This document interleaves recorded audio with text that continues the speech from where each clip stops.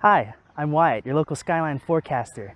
You know, the first time I rode the Skyline, it felt so futuristic to me, I mean, trains to me always felt like something you'd find like on the mainland or in another country, not here on Oahu. But anyone living on the west side can tell you otherwise. Check it out. These are old railway tracks that span all the way from here in Ewa Beach to just past Ko'olina that way. And these tracks actually have a lot to say about why we have the skyline we have today. If you want to learn more about the old railroads, I highly recommend checking out the Hawaiian Railway Society. You got this cute little museum right next to this old train yard. It's pretty cool. But anyway, I'll give you a basic rundown. Oahu's history with trains begins all the way back in the late 19th century, when King David Kalakaua signed an act meant to get the Kingdom of Hawaii started on railway development. For Oahu, this sparked the founding of the Oahu Railway and Land Company, who serviced our sugar industry by transporting passengers and cargo all over the island, including between the agricultural west side of the island and the urban economic ports on the south side of the island. That route seems awfully familiar, don't you think? I mean, so we had a train from here into town. So why don't we just keep it around? Why do we build a whole new one? Well, by the end of World War II, public interest had largely shifted away from trains and toward cars. This was part of a bigger cultural shift that was taking place across the US as a whole, and we saw it reflected here in Hawaii. By the 60s, the Oahu Railway and Land Company was completely defunct, and in the place of these old railroads, we built big interstate freeways to get people around instead. Of course, Oahu's population has grown a lot since the 60s. I mean, just look around. A population boom like this doesn't come without some growing pains, and those are pains that we're still feeling today. As of the 2020 US Census, there are about 1.5 million people living in the state of Hawaii, with about 1 million of those people living on Oahu. Meanwhile, the whole state, all 8 of the main islands, makes up a total land area of about 6,423 square miles, with Oahu contributing about 597 of those square miles.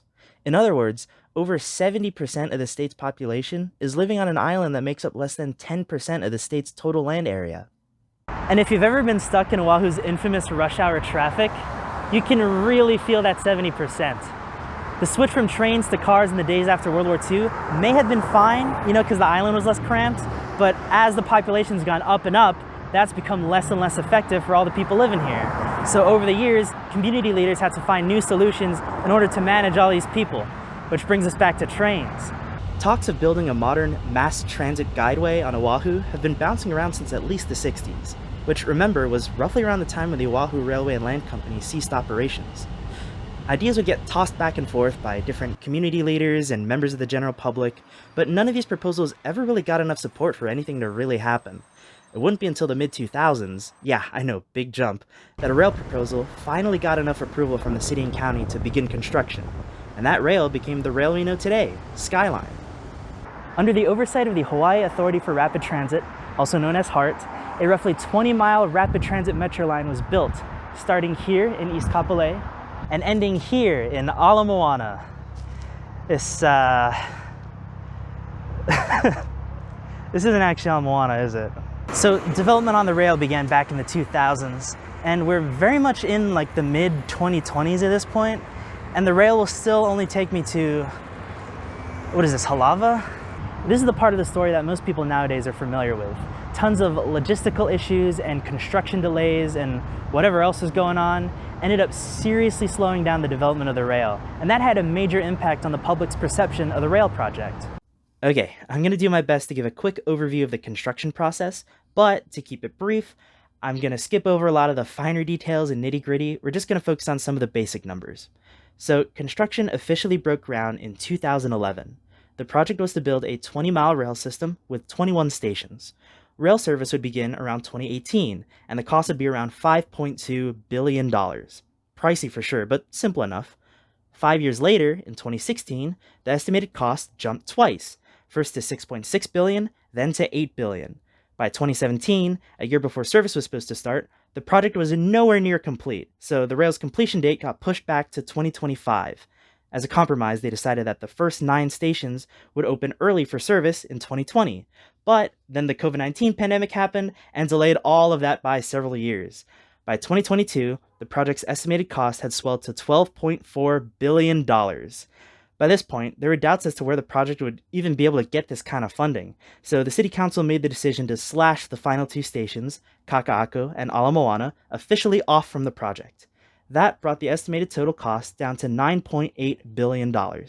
Finally, in 2023, the rail's first 9 stations opened for service. This is also where the rail got its official name, the Honolulu Skyline. As of the writing of this video, that's where we are today. So the next 4 stations are set to open in 2025, with the remaining 6 stations estimated to open in 2031. Notice how the Skyline kept failing to meet expectations? Full service was supposed to start in 2018. Instead, service for Segment 1 started in 2023, with service across the entire track not set to start until 2031. And what was supposed to be a $5.2 billion project ballooned to $9.8 billion. Remember, aside from various government grants and the like, Hawaii taxpayers have been funding this project continuously since 2005. That's nearly 20 years by the time this video's release. And on top of all of that, the final 2 stations are still cut from the budget. So despite all of the construction and delays and inflating costs, we're still technically not even going to have a train that goes from Kapolei to Ala Moana, the original goal. Instead, Skyline's going to be forced to stop here, just at the edge of Kaka'ako, about 1.25 miles short of the original goal. But still, the fact that we're even going to have a train from here all the way to Kapolei, I think is an accomplishment worth acknowledging in and of itself. I mean, these aren't the days of the Oahu Railway and Land Company anymore. There are so many more buildings between here and Kapolei, and we managed to fit a train in the midst of all that. Oahu is changing. It's growing, and we're implementing solutions in order to better manage that growth. Now, those solutions might not be exactly perfect, but the fact that we're actively implementing solutions, building them out here in the real world, is a sign that we're moving forward. So that's pretty much where we are today. The Honolulu Skyline, or the rail as a lot of us still know it by, has been a very polarizing topic on our community for a very long time now. I mean, projects like it have been kicking around since at least the 60s, and for the entire rest of the 20th century, none of those proposals got enough support, either from the general public or from the city council. Still though, whether you're for it or against it, Skyline is here. Its pillars are up, its tracks are laid, its trains are running, with more pillars and tracks and trains on the way. So if you ask me, we might as well make sure we make the most of our new train system, don't you think? Anyway, I've been Wyatt, your local Skyline forecaster, reminding you to keep moving forward, full steam ahead, which is fully possible even if you're electric and don't produce any actual steam. Aloha!